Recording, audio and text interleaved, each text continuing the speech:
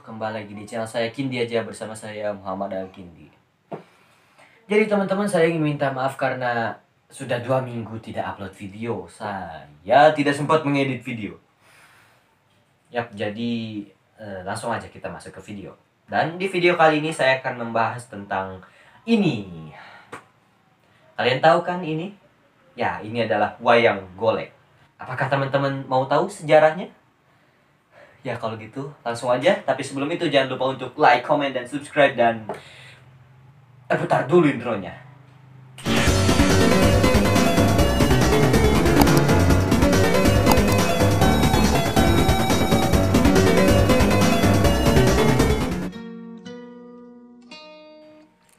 Nah teman-teman, wayang golek adalah salah satu bentuk seni pertunjukan yang tumbuh dan berkembang di daerah Jawa Barat. Daerah penyebarannya terbentang luas dari Cirebon di sebelah timur sampai wilayah Banten di sebelah barat. Bahkan di daerah Jawa Tengah yang berbatasan dengan Jawa Barat sering pula dipertunjukkan pergelaran wayang golek. Pendapat lain yang berkenaan dengan penyebaran wayang di Jawa Barat adalah pada masa pemerintahan Raden Patah dari Kerajaan Demak. Kemudian disebarluaskan para Wali Songo, termasuk Sunan Gunung Jati yang pada tahun 1568 memegang kendali pemerintahan di Kesultanan Cirebon. Beliau memanfaatkan pergelaran wayang kulit sebagai media dakwah untuk penyebaran agama Islam. Baru sekitar tahun 1584 Masehi, salah satu sunan dari Dewan Wali Songo yang menciptakan wayang golek tidak lain adalah Sunan Kudus yang menciptakan wayang golek pertama. Nah, pada waktu kabupaten-kabupaten di Jawa Barat ada di bawah pemerintahan Mataram ketika zaman pemerintahan Sultan Agung tahun 1601 sampai 1635. Mereka yang menggemari seni pewayangan lebih meningkat lagi dalam penyebarannya. Ditambah lagi banyaknya kaum bangsawan Sunda yang datang ke Mataram untuk mempelajari bahasa Jawa dalam konteks kepentingan pemerintahan. Dalam penyebarannya, wayang golek dengan adanya kebebasan pemakaian bahasa masing-masing, seni pewayangan lebih berkembang dan menjangkau hampir seluruh Jawa Barat. Sejarah singkat wayang golek dan fungsinya. Dalam perjalanan sejarahnya, pergelaran wayang golek mula-mula dilaksanakan oleh kaum bangsawan, terutama peran penguasa terutama pada bupati di Jawa Barat, mempunyai pengaruh besar terhadap berkembangnya wayang golek tersebut. Pada awalnya, pertunjukan wayang golek diselenggarakan oleh para priai atau kaum bangsawan muda di lingkungan istana ataupun kabupaten untuk kepentingan pribadi maupun untuk keperluan umum. Fungsi pertunjukan wayang tersebut bergantung pada permintaan, terutama para bangsawan pada waktu itu. Pergelaran tersebut untuk keperluan ritual khusus atau dalam rangka tontonan atau hiburan saja.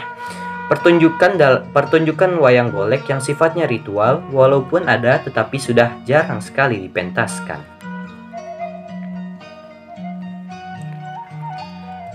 Misalnya, upacara sedekah laut dan sedekah bumi setiap tahun sekali.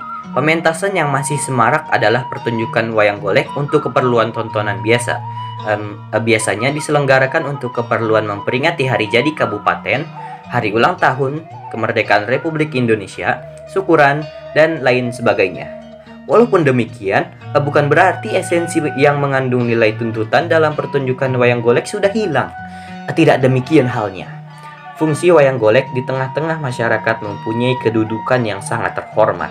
Di samping sebagai sarana hiburan yang sehat, ia juga berfungsi sebagai media penerangan dan pendidikan. Baik itu tentang moralitas, etika, adat istiadat, atau religi. Yang tak kalah pentingnya, wayang golek itu pun berfungsi sebagai upacara ritual penolak bala. Upacara tersebut ngaruat. Sampai saat ini, wayang golek masih tetap digemari oleh masyarakat Jawa Barat, baik tua ataupun muda. Ia masih sering dipergelarkan pada berbagai pesta keramaian seperti khitanan, perkawinan, perayaan hari-hari besar, malam penggalangan dana sebagai kaul atau nazar, atau ngaruat untuk memohon berkah dan keselamatan. Sejarah wayang golek. Media utama pergelaran wayang golek adalah boneka yang terbuat dari kayu.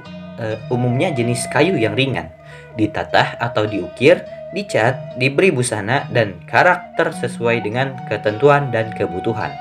Boneka kayu yang menyerupai manusia dengan stilasi di sana-sini itu disebut juga wayang golek.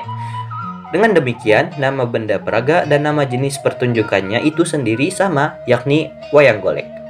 Bentuk atau badan wadag wayang golek sebenarnya dapat dipisah-pisah menjadi 3 bagian, yaitu bagian kepala beserta leher, tangan, dan badan. Ketiga bagian tersebut dibuat secara terpisah untuk kemudian disambungkan sehingga bentuknya tampak utuh seperti manusia. Bagian leher dan kepala disambungkan oleh bambu yang telah diraut kurang lebih sebesar jari kelingking sehingga wayang tersebut dapat menengok ke kiri dan ke kanan seperti manusia. Bagian bawah dari bambu itu diruncingkan, menembus badan wayang sampai ke bawah dan akhirnya berfungsi sebagai kaki yang akan ditancapkan pada batang pisang sehingga dapat berdiri kokoh. Dari bagian pinggang ke bawah dipasang kain yang berbentuk sarung sehingga tangan dalang yang memegang bambu tadi tidak tampak dari luar. Bagian tangan dibuat terpisah terutama pada sendi bahu dan sendi siku. Sendi-sendi itu dihubungkan dengan benang ataupun tali sehingga wayang tersebut dapat bergerak menyerupai manusia. Bagian tangan tokoh-tokoh wayang tertentu diberi kelat bahu, artinya hiasan pangkal lengan atau gelang. Demikian juga pada bagian-bagian tubuh wayang yang penuh dengan manik-manik, anting telinga, badong atau hiasan punggung, keris dan sebagainya. Adapun bentuk badan, raut wajah, pakaian, hiasan disesuaikan dengan karakter dan kedudukan tokoh yang bersangkutan.